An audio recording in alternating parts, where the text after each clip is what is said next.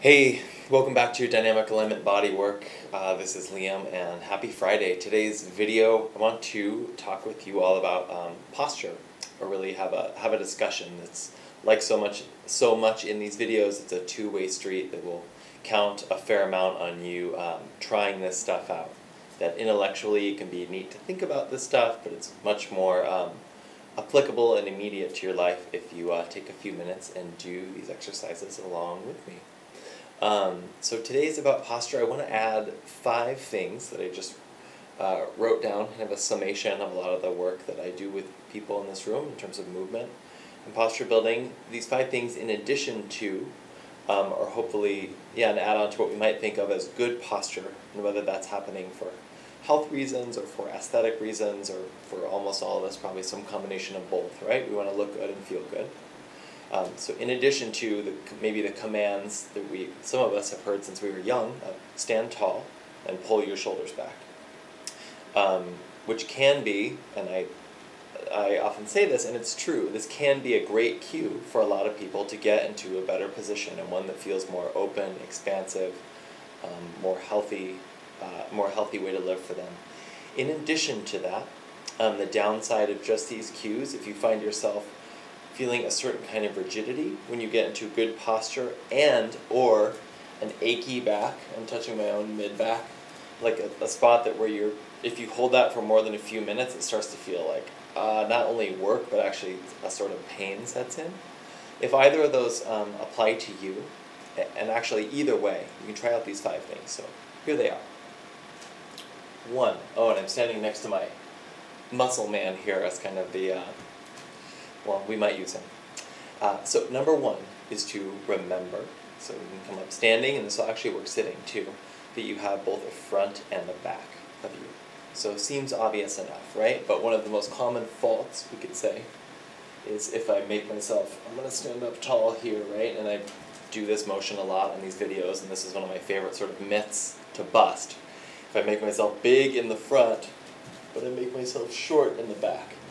And that's pretty common. This is the part we associate with in the mirror, how we present ourselves to the world. So in standing, you can start to check in with, and you can have someone take a photo of you, a video of you. You can look in the mirror, though things change a little bit when I turn my head.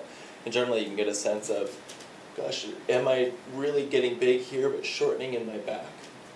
And searching for a feeling, or again, you can do this on video, or that's where seeing professionals can be really helpful to get that outside perspective of how your inside reality matches up with what's actually happening. But trying getting taller in both your front and your back. And for most of us, that looks like going taller through the crown of the head, or this little point here. 2 is kind of an expansion off of that idea.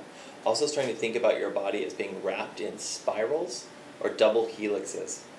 There's different ways to look at this.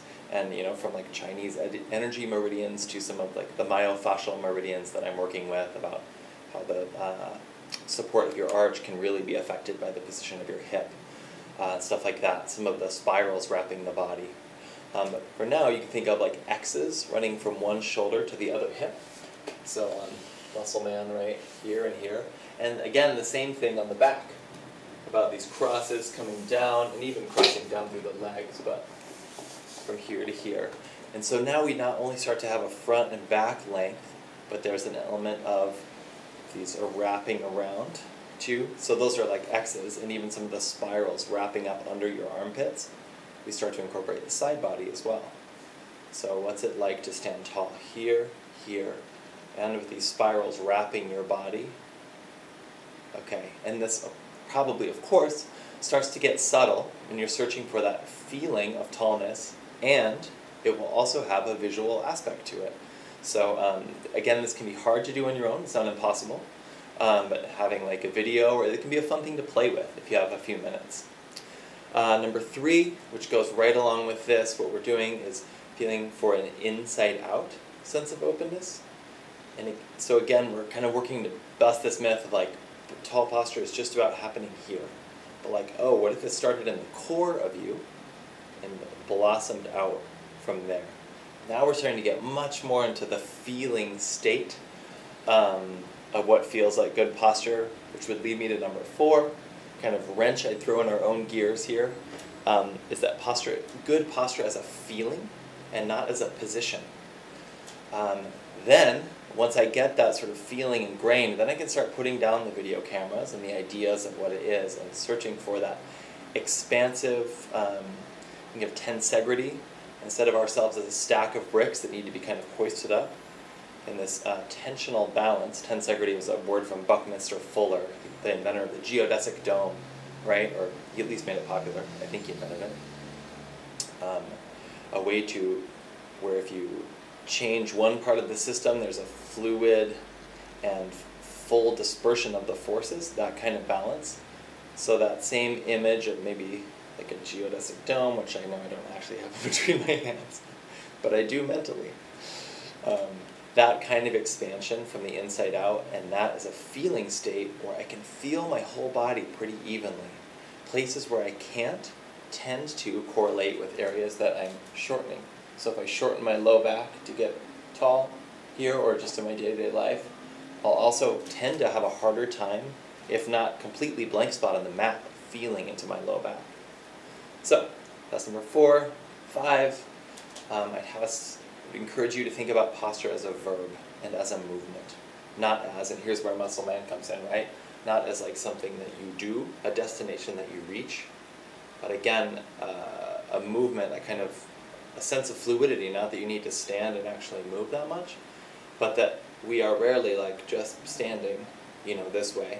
Sometimes, for sure, talking to people, but most often we're moving, we're typing at the computer, we're picking stuff up, and granted more micro movements than like running necessarily, but still, if I get this feeling of what good posture feels like, then, I can start to translate that to picking up a pen, picking up a cup, picking up my kid, going climbing, different sporting events, the list goes on. Anything you can do in life, if it stems from a sense of like, I know what this good posture and good movement feels like, boom, I've got a great template for then how I can move, because I am now more of my own coach and trainer because of that.